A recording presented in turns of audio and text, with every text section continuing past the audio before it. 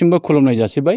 दिनैहाय जोंहा गोथार बिश्वकर्मा फुजा, लोगोसेयैनो भारतनि गाहाय मन्त्रि मानव गेदेर नरेन्द्र मदिनि 77थि जोनोम सान, बेजों लोब्बा लाखिनानै सारा भारत नाङै दिनैहाय जे प्रधान मन्त्रि जे आवास यजना, जे PMAY न' बे मोनग्राफोरनि दिनैहाय मोनसे लुफुंनाय, बे लुफुंनायखौ बेखेवनानै होनायनि मोनसे दिनै सानथि खालामदों।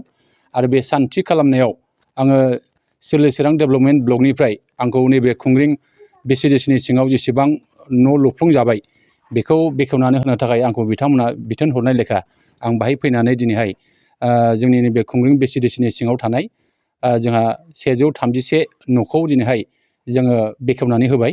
आरो बे बेखेवनानै होनायखौ होनानै आं जोबोद गोजोननाय मोनदों। आरो आं बेखौनो खावलायनो लुबैदों, जोंहा 14 नं चिरां दुवार समष्टिनि सिङाव 4500निफ्राय 5000सिम जोंहा कासा हाउस आरो आवास प्लास बेखौ मोननो हादोंमोन गासै 9था BCDCआव। आरो जोङो दिनैहाय आरो गोदानै 600निफ्राय 700 बेबादि गोदानै जोंहा न' मोननायनि थाखाय दिनै सेंसन लेटार बा मेसेज राननायनिबो जोंहा हाबाफारि दङ। आं आसा खालामगोन जे जायफ्रा दिनै बे न'खौ मोनबाय बिथांमोना लुफुंनानै लानो हाबाय, बेनि थाखाय आङो बिथांमोननिसिम आङो रोजा रोजा साबायखर जासिगोन। आरो नैबे न' होगिरि जोंहा भारतनि गाहाय मन्त्रि नरेन्द्र मदि बिथांनोबो आङो साबायखर जासिगोन।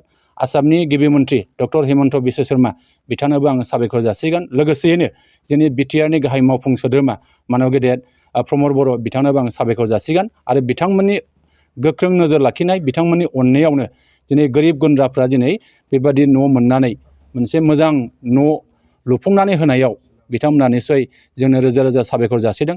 आं आसा खालामो आरो फैबाय थानाय समाव जोङो निस्सय जोंनि गोबां जायफ्रा दिनै न' मोननायनि राहा गैयामोन बिथांमोनहाबो न' मोनबावगोन आरो न' होनायनि बेब'स्थाया निस्सय जागोन, आं बेखौ मिजिं खालामो। जों माब्लाबा मोगा-मोगि जानो गोनां जायो जे सोरबा रायजोफ्रा सारा भारत नाङै गोबां बेबादि न' जानायखाय आरो जोंहा गुबुन गुबुन जायगानि थासारिफ्रा आलादा आलादा जानायखाय दिनैहाय नांगौ समाव थि समाव थिखानाय सम मथे बेबादि मावनो हायैखौ निस्सय जों नुदों।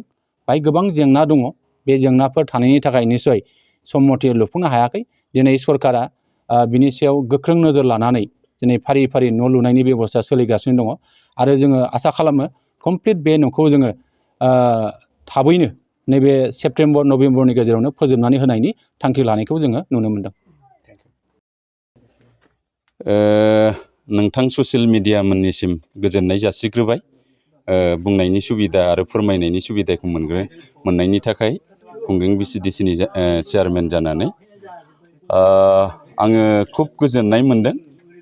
दिनैहाय जोङो जेब्लानाखि चेयारमेन जिरायजेननायनिफ्राय जोङो 900 बेनि खाथियाव जोङो PMAYG पाब्लिकफोरनो बेनिफिसारिफोरनो होनो हाबाय। बेनि गेजेराव जोंहा नै दिनैहाय गृह प्रवेश डे सेलिब्रेसन जोंहा नरेन्द्र मदि साहाब गावनि जोनोम सानाव फालिनो थिनदों।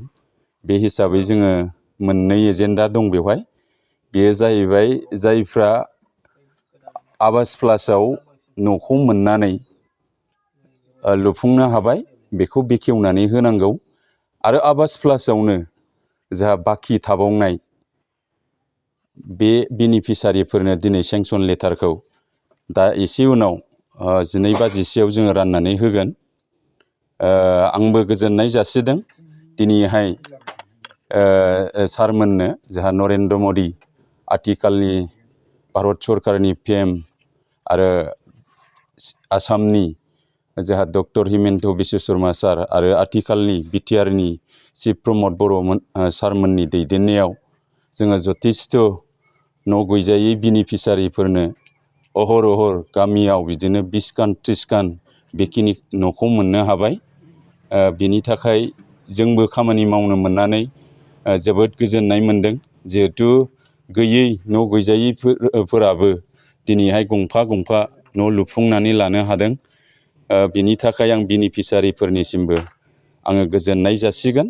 आरो जोंनि भारतनि आरो आसामनि आरो BTRनि जोंहा चिफ सारमोननिसिमबो PM सारमोननिसिमबो आङो गोजोननाय जासिगोन।